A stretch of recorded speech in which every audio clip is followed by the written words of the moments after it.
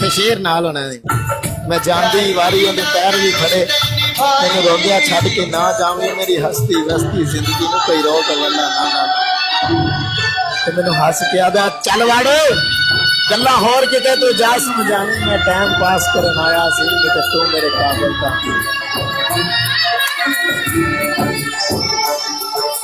ओए होए होए होए